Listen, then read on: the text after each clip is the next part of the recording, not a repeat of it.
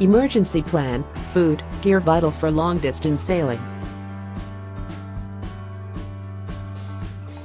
Juneau, Alaska, AP, it's a romantic idea, sailing across the ocean, sleeping under the stars. But earlier this week, the U.S.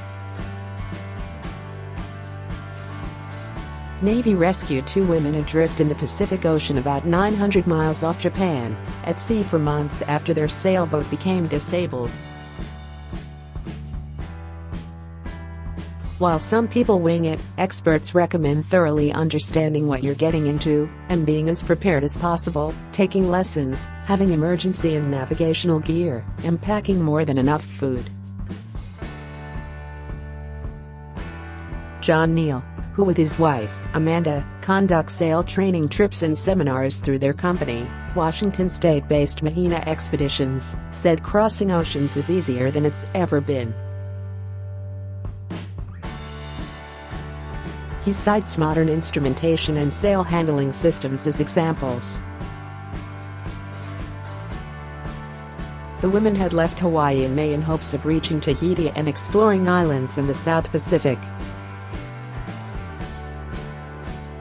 Details of their ordeal were still unfolding. The boat's captain, Jennifer Apple, said she has traveled the Hawaiian Islands and planned the Tahiti voyage for more than 2 years.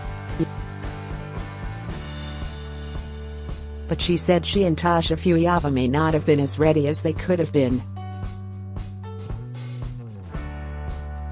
"I had no idea what I was getting myself into," she said. "When I asked Natasha, I told her I have no idea what's going to happen out there, and she said, 'That's okay, I've never sailed.'" Some tips for long sailing trips. Getting ready. For newcomers, Neal recommends sailing lessons and navigation courses.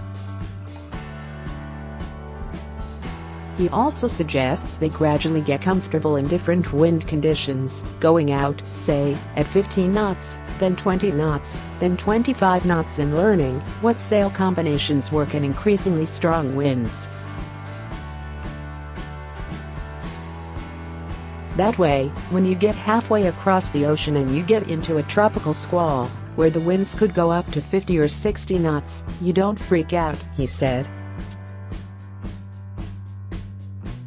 As for the boat, experienced sailors would have professionals inspect it, its sails, its engine, before leaving, said Mike McElwitt, owner of the Honolulu Sailing Company, a sailing school and charter company. If you're unfamiliar with engines, have a mechanic check it out, and recommend spare parts you should carry, and have plenty of them on board. If the maintenance is done properly, you shouldn't have a problem, he said. Equipment. The U.S.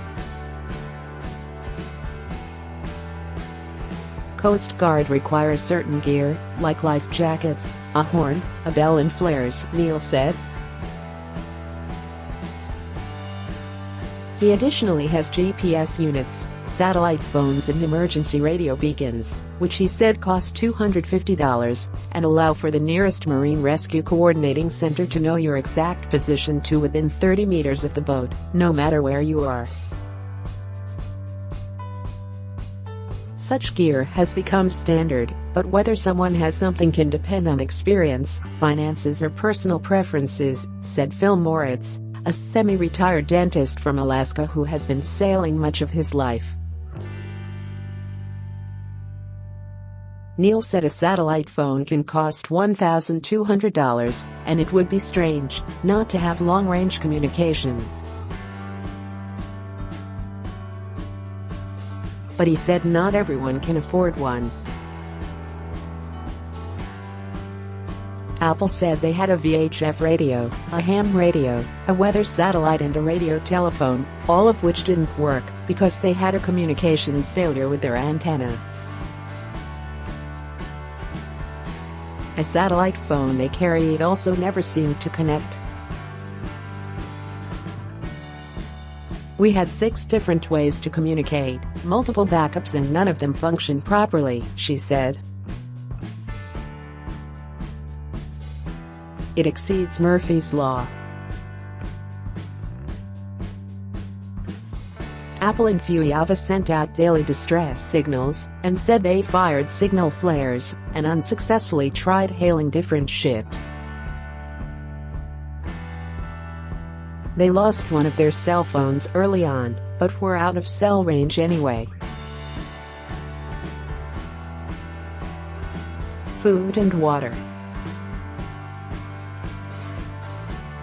People generally would plan to have food for twice the amount of time they expect to be out, Neil said. Dry foods, like pasta and oatmeal, don't take up a lot of space and don't weigh much. Moritz said food was never his biggest worry. I always look at water as being the most finite thing, he said. When I was using a water maker, every day I was generating water.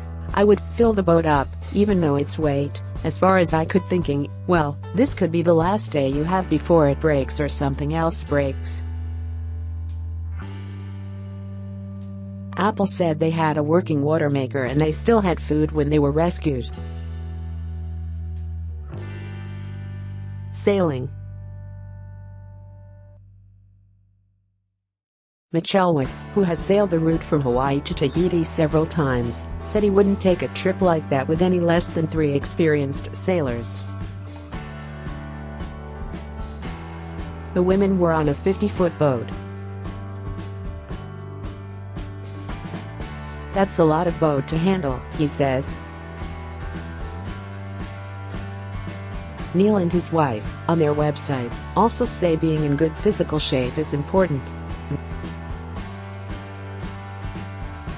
Ocean voyaging is more physically demanding than most people expect, even on a large, modern, and comfortable boat, their site says.